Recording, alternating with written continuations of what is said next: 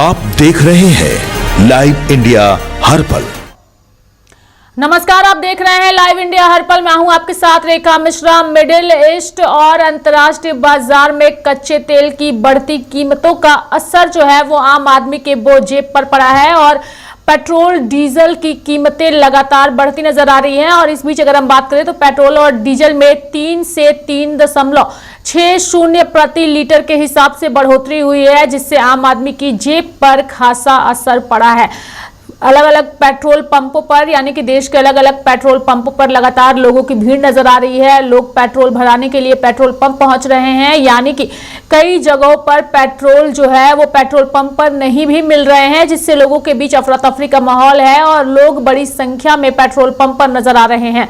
और ये हाल देश के अलग अलग राज्यों से लगातार सामने आ रही है। लगातार लोग जो है वो पेट्रोल पंप के लिए लंबी कतारों में लग रहे हैं, लेकिन इन कतारों के बीच महंगाई की मार भी लोगों की जेब पर साफ तौर पर नजर आ रहा है। सबसे पहले दूध और अब पेट्रोल, डीजल और सीएनजी के दाम में जिस तरीके से बढ़ोतरी की गई है उसने आम आदमी की जेब पर एक बड़ा असर डाला है। वहीं जब महंगाई को लेकर के राजनीतिक दलों के नेताओं से उनकी प्रतिक्रिया लेने की कोशिश की गई तो सुनिए राजनीतिक दलों के नेताओं ने क्या कहा है। करेंगे बट कंपनियां थोड़ा सा जो है वो बिकॉज क्रूड के दाम, आपको पता है क्रूड के दाम बढ़ने पे थोड़ा सा दिक्कत होती है, तो उसके हिसाब से हम काम कर रहे हैं। ये तो बहुत ही एक छोटा सा जो है मेरा ख्याल अभी ओएमसीज ने डिसीजन लिया है बढ़ाने का, तो आई थिंक इससे इतना फर्क नहीं पड़ेगा और मेरा ख्याल है सारी चीजें पूर्ण रूप से व्यवस्थित रूप से चलती रहेंगी। ये डीजल, पेट्रोल और रसोई गैस के दामों में बहुत बड़ी बढ़ोतरी हुई है। इस बढ़ोतरी से हमारे देश के सम्मानित उपभोक्ताओं पर बहुत बड़ा बोझ पड़ेगा। सरकार की अर्थव्यवस्था बिल्कुल चरमरा गई है। विदेश नीति असफल है। माननीय प्रधानमंत्री जी को जो पहले उन्होंने सभी सम्मानित देशवासियों को अलर्ट किया था वो सामने आ गया। और ये महंगाई का सिलसिला ये थमने वाला नहीं है। ये डे बाय डे महंगाई बढ़ेगी, कमर तोड़ महंगाई है। इसका केवल एक ही इलाज है, इन सरकारों को हटाना,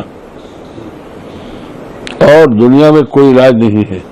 महंगाई का कोई इलाज इनके पास, किसी के पास नहीं है। केवल ये सरकारों की देन है, चाहे हमारी केंद्र की सरकार हो चाहे राज्यों की सरकार हो, इन्हीं सरकारों की देन है जिसके कारण ये कमर तोड़ महंगाई बढ़ रही है और ये बढ़ने का सिलसिला जारी रहेगा, जो देश हित में, राष्ट्र हित में अच्छी बात नहीं। ये तो भार पड़ेगा 3 रुपया सीधे पेट्रोल, भार पड़ेगा उपभोक्ता में, सीधे भार पड़ेगा, तो भार पड़ेगा ना, परेशानी बढ़ेगी।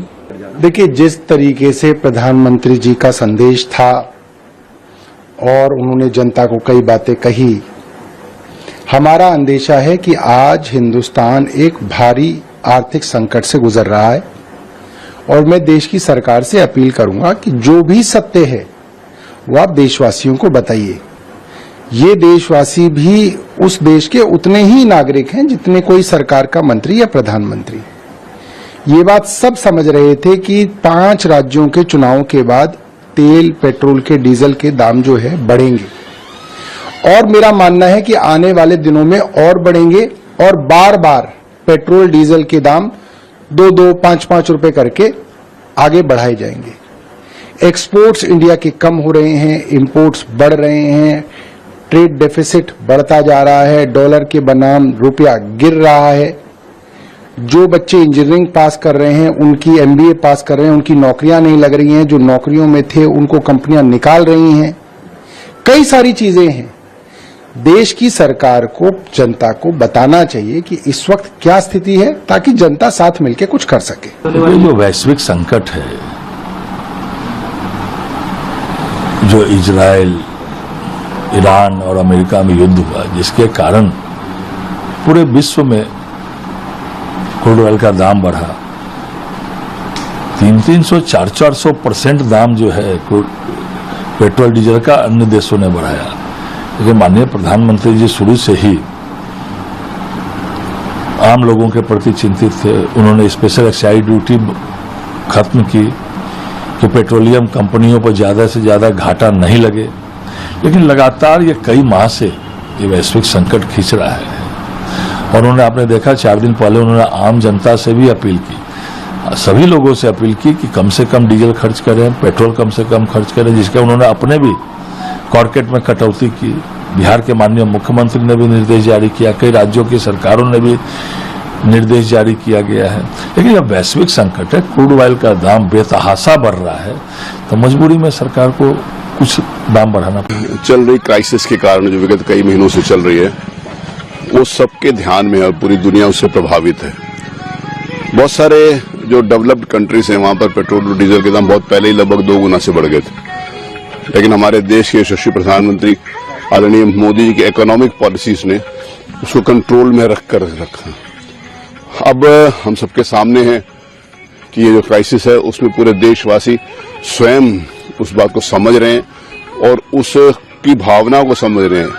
और पेट्रोल और डीजल के लिए तो पहले भी ये एक्ट में निर्णय किया गया है कि जैसे जैसे पेट्रोल डीजल के दाम बढ़ेंगे या घटेंगे, कंपनियां अपने आप उसको बढ़ा देंगी और घटा देंगी। लेकिन पिछले दिनों क्रूड के दाम इतने बढ़ने के बाद भी इस देश में दाम नहीं बढ़े थे। साइमल्टेनियसली माननीय प्रधानमंत्री जी ने एक निवेदन किया है, एक उनकी अपील है। उस अपील में कि हम सब लोग कितना बचा सकते हैं पेट्रोल और डीजल, पब्लिक ट्रांसपोर्ट्स का हम कैसे इस्तेमाल कर सकते हैं, अनावश्यक ट्रैवलिंग को कैसे कम कर सकते हैं, विदेशी मुद्रा जिसके कारण हमारी खत्म होती है उसको कैसे रोका जा सकता है। सारी बातों का एक ध्यान माननीय प्रधानमंत्री जी ने अपनी अपील के माध्यम से किया और मुझे इस बात की प्रसन्नता है कि देशवासी उस भावना को समझते हैं और उसके कारण आज पेट्रोल के दाम बढ़े हैं। आगे कम होंगे तो भारत सरकार उसके ऊपर भी कोई निर्णय ले सकती है। ये किसी के समझने की बात है कि इस कदम को सरकार ने अत्यंत मजबूरी के हालात में उठाया है। पूरे दुनिया में पेट्रोलियम पदार्थ का दाम बढ़ रहा है, इसके कारण पूरे सारे विश्व में महंगाई का दर बढ़ रहा है सब जगह। और ये क्यों हो रहा है ये सभी लोग जानते हैं। खाड़ी में युद्ध चल रहा है, जहाँ से पेट्रोलियम प्रोडक्ट आता है वहाँ पर युद्ध चल रहा है, जहाज आ नहीं पाता है इसके कारण। लेकिन ये टेम्पररी और अस्थाई मतलब स्थिति है और हम लोग उम्मीद करते हैं कि जैसे ही खाड़ी युद्ध थोड़ा रुकेगा या बंद होगा तो स्थिति में सुधार हो जाएगा। इस तरह के हालात पूरे दुनिया में हैं। पूरे दुनिया में पेट्रोल, डीजल और गैस के दाम बढ़े हुए हैं। उस तुलना में भारत में अभी भी बहुत कम दाम है, क्योंकि सरकार ने इसको पूरी तरह जनता पे कम से कम बोझ हो, इसलिए सरकार जनता के साथ है और सिर्फ थोड़ा सा बढ़ाया गया है। वो आज देश के अंदर जो संकट है वो हमारे जरिए बनाया हुआ संकट नहीं है। वो संकट पूरे दुनिया में जो अमेरिका, ईरान, इजराइल वॉर के वजह से जो आर्थिक संकट पूरे दुनिया में है उसके अनुपात में यहाँ पे थोड़ा सा दाम बढ़ा है और जनता इसको समझती है। कांग्रेस जिस तरह की भाषा बोल रही है, प्रधानमंत्री के लिए महंगाई मैन कहना, इस तरह के शब्द का उपयोग करना, ये दुर्भाग्यपूर्ण है। आज हम सबका सौभाग्य है कि नरेंद्र मोदी जैसा नेता हमारे पास है जो पूरे क्राइसिस में एक मजबूत नेता के तौर पर उभरे हैं और उन्होंने जो अपील भी की है 7 अपील, उसमें जनता सहयोग करेगी तो हम इस क्राइसिस से निपट पाएंगे। देखिए, माननीय प्रधानमंत्री जी के ऊपर पूरा देश गर्व करता है और बहुत बड़े पैमाने पर विश्वास भी करता है। इंटरनेशनल मार्केट में जो पेट्रोलियम पदार्थों की कीमतें आसमान छू रही हैं, बहुत बड़े पैमाने पर बढ़ी हैं, लेकिन प्रधानमंत्री जी ने देशवासियों को आगाह भी किया है, अपील भी की है और एक तरीके से अपने खर्चों में कटौती करने की बात भी कही है। खासतौर से जो विदेशी मुद्रा है उसको बचाने के लिए पेट्रोल और डीजल के ऊपर जो हमारी निर्भरता है उसको खासतौर से मिनिमाइज करने की बात भी कही गई है।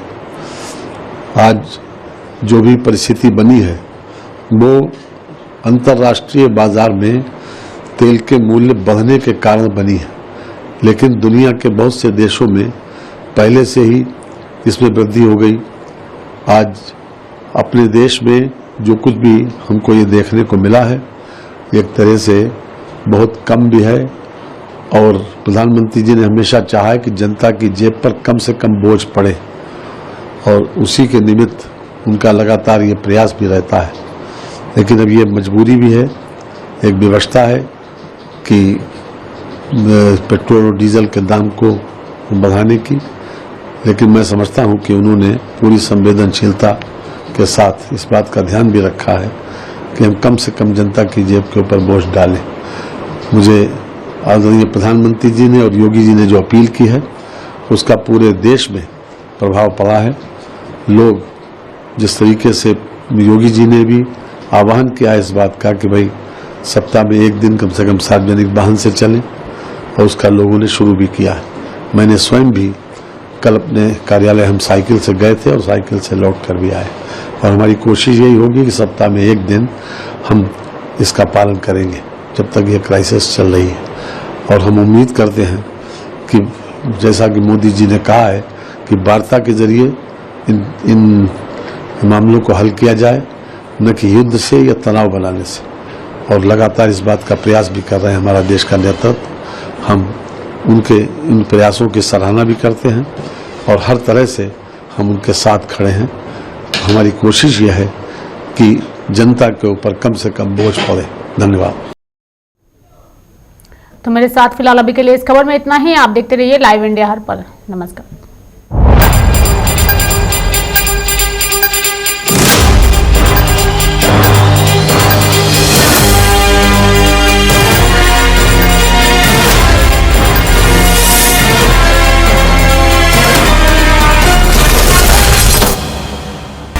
आप देख रहे हैं लाइव इंडिया हर पल।